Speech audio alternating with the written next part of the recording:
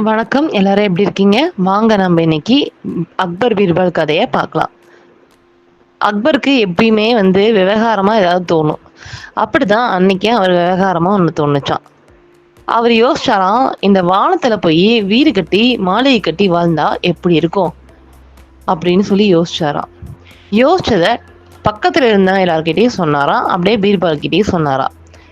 பீர்பாலுக்கு மன்னர் இப்படி கேட்கறது பிடிக்கல. இருந்தாலும் அவர் இப்படிலாம் கேட்கறது தப்புன்னு அவருக்கு உணர செய்யணும் அப்படின்னு நினைச்சாராம். உடனே என்ன பண்ணாராம், மன்னா சரி, எனக்கு தெரிஞ்ச ஒரு சிற்பி இருக்காரு வெளியூர்ல. அவரு இந்த வானத்துல கட்டடம் கட்டுறதுல ரொம்ப வல்லுனர். அவர்கிட்ட போய் நான் பார்த்து பேசிட்டு வரேன் அப்படின்னு சொல்லிட்டு அவையை விட்டு போனாராம். அவையை விட்டு போன பீர்பால் ஒரு கிளி பிடிக்கிறவங்க கிட்ட போய் எனக்கு 100 கிளிகள் வேணும், அந்த 100 கிளிகளுமே உயிரோட பிடிச்சு கொடுத்தீங்கன்னா உனக்கு மிகுந்த பொருட்கள் தரேன் அப்படின்னு சொன்னாராம். சரின்னு அந்த கிளிக்காரரும் ஒத்துக்கிட்டு ஒரு 100 கிளிகளை பிடிச்சிட்டு வந்தாராம். அதுல பீர்பாலுக்கு தேவையான நல்லா தெளிவா பேசக்கூடிய கிளிகளை மட்டும் எடுத்துக்கிட்டாராம். மீதி கிளிகளை பறக்க விட்டுட்டாராம். அந்த கிளிக்காரருக்கு நல்ல பொருளும் தந்தாராம். பீர்பால் தன் வீட்டுக்குள்ள போய் அந்த 50 கிளிகளையும் ஒரு அறைக்குள்ள வச்சு அதற்கு பேச கற்றுக் கொடுத்தாராம்.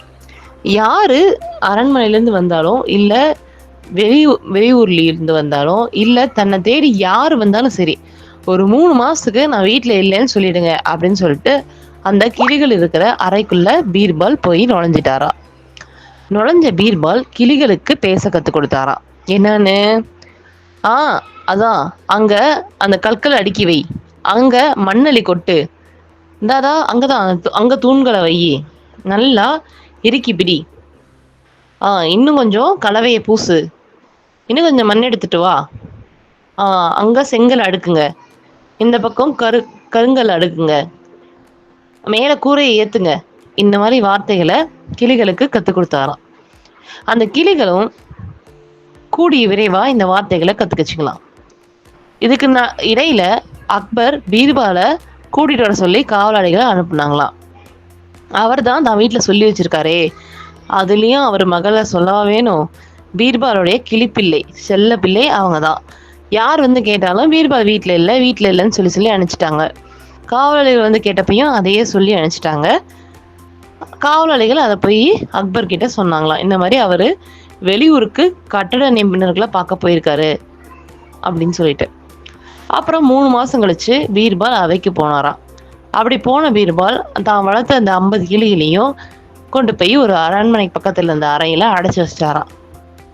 வச்சுட்டு அக்பரை பார்த்துட்டு, மன்னா நீங்க சொன்ன மாதிரி வானத்துல கட்டடங்கள் கட்ட ஆட்களை அழைச்சிட்டு வந்திருக்கேன், நீங்க பாருங்க அப்படின்னு சொன்னாராம். அக்பரும் சரி வா போய் பார்க்கலாம் அப்படின்னு கூட்டிட்டு போனாராம். கூட்டிட்டு போயிட்டு அங்க போய் அந்த அரண்மனை திறந்தோன்ன கிளிகள்லாம் ரெக்கைய விரிச்சுக்கிட்டு வானத்துல பறக்க ஆரம்பிச்சிருச்சு. அப்படி பறந்து போன கிளிகள் மேல போய் என்ன பேசிச்சிங்கன்னா, அந்த மண்ணள்ளி கொட்டு, அங்க கருங்கலவை, இங்க செங்கலவை, அந்த பக்கம் தூண்களை நிறுத்து, இந்த பக்கம் உளிகளை வச்சு சிற்பங்களை செய்யி, இந்த பக்கம் மாளிகைக்கான முகப்புகளை வையே, இப்படின்னு இந்த மாதிரி வார்த்தைகளை பேசிச்சிங்களாம். பேசிக்கிட்டே அதுங்க பறந்து போயிடுச்சிங்களாம். அப்பதான் அக்பருக்கு புரிஞ்சிச்சான், வானத்துல கட்டடங்கள் கட்டுறது முடியாத காரியம். இத அன்னைக்கே பீர்பால் சொல்லியிருக்கலாம் அப்படின்னு நீங்க நினைக்கிறீங்க. ஆனா சொல்லியிருந்தா அக்பர் ஒத்திருந்து இருப்பாரா? இல்ல. யார் யாருக்கு எந்த விஷயத்த எப்படி எப்படி சொல்லி புரிய வைக்கணுமோ அப்படி அவங்களுடைய வழியில தான் போய் நம்ம சொல்லி புரிய வைக்கணும். சும்மாவா சொன்னாங்க, ஆடுற மாட்டை ஆடிதான் கறக்கணும், பாடுற மாட்டை பாடிதான் கறக்கணும்னு.